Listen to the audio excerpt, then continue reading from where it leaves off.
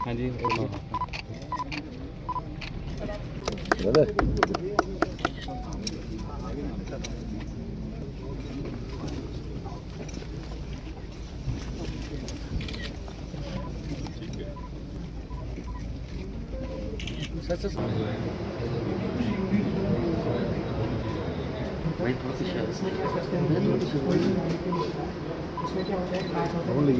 भाई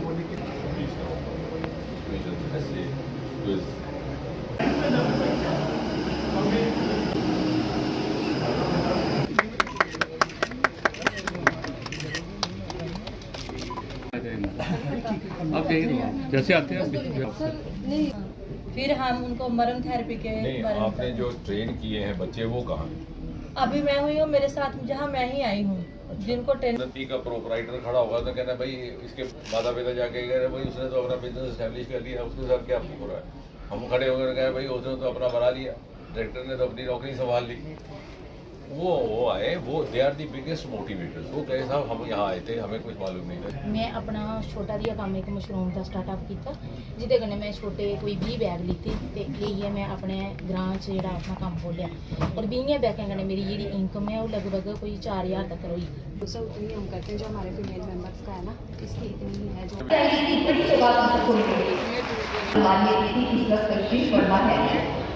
सबसे पहले बुके देकर सम्मानित किया जाएगा। मैं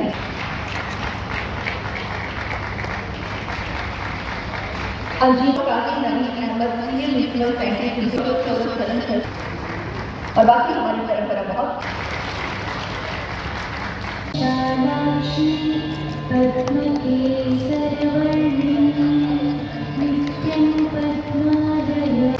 अब मैं रिक्वेस्ट करती हूँ doctor Prasoon Gupta ji senior principal उन्हें बुके देकर सम्मानित करेंगे। अब इस प्रोग्राम को जल्दी से आगे बढ़ाते हुए स्वागत कीजिएगा।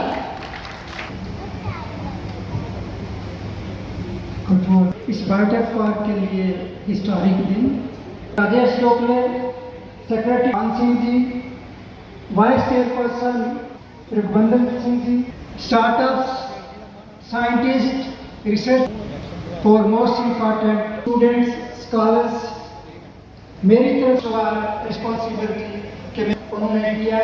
मैं आप सभी का अपनी टीम की तरफ में हो रहे हैं, इसका हम आपसे अपेक्षा करते हैं और आपसे अनुरोध करते हैं कि आप माध्यम बने इसका संदेश युवाओं तक पहुंचाने के लिए।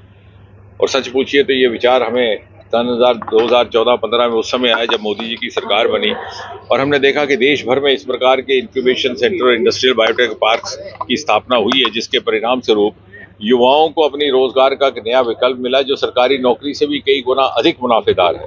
और कई एक ऐसे प्रदेश हैं कि जहां पर सरकारी नौकरियों की तरफ लोग रुझान ही नहीं करते युवा। फिर भी हमारे यहाँ एक मानसिकता में सरकारी नौकरी धंस कर गई थी और इसलिए उससे बाहर कैसे निकाला जाए और आने वाले युग की जो नए विकल्प है उससे हमारे युवाओं को किस तरह से एक्सपोजर दिया जाए, ये सोच करके इंडस्ट्रियल बायोटेक पार्क की योजना बनी थी लगभग सन 2015 में। उत्तर भारत की ये सबसे पहली और पूरे देश में 11वें दर्जे पर 11वां इसका संख्या में नंबर था।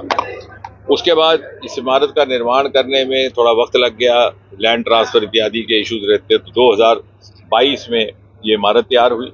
फिर इसको फंक्शनल बनाने के लिए चुनौतियां थी कि कहाँ पर से व्यवस्थाएं हों, कहाँ से साधन जुटाए जाए। तो आज मुझे खुशी है कि नया अध्याय जुड़ रहा है इस बायो इंक्यूबेशन सेंटर की स्थापना से। और ये नया अध्याय न केवल कठुआ के लिए, न केवल जम्मू के लिए, न केवल जम्मू कश्मीर के लिए, बल्कि सारे के सारे उत्तर भारत के लिए। बायोनेस्ट इंक्यूबेशन सेंटर का अर्थ ये है कि Bionest entrepreneurship by scaling technology, यानी जो कल उद्यमी बनना चाह रहा है, जो कल एंटरप्रेन्योर बनना चाह रहा है बच्चा, वो किस तरह से यहाँ आकर के अपने आप को शिक्षित प्रशिक्षित करे।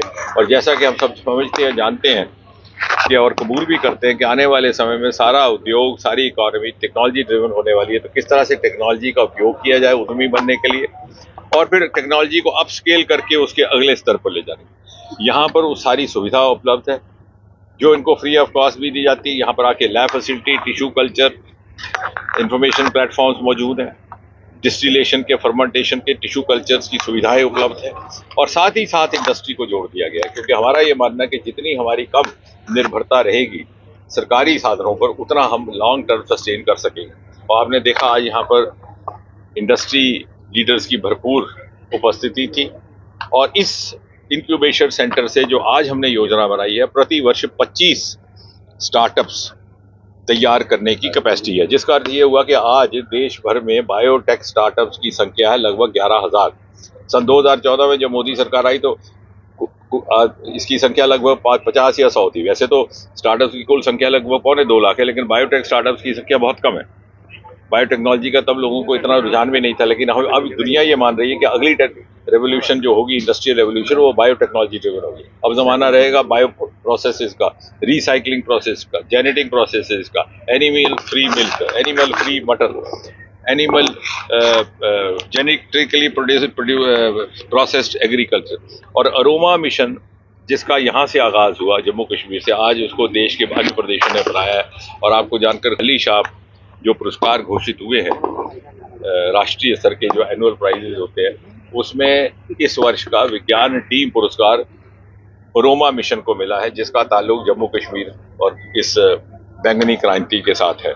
और यहाँ से ये जो नया आज संस्थान स्थापित हो रहा है, ये एक इंडस्ट्री रिसर्च एकेडमिया की स्टार्टअप की लिंकेज के साथ आने वाले एंटरप्रेन्योर्स को भी पैदा करेगा। और आप अंदाजा लगा सकते हैं 25 स्टार्टअप यहाँ हर साल पैदा होते हैं तो आज साल में 125 एंटरप्रेन्योर आपको मिलेंगे।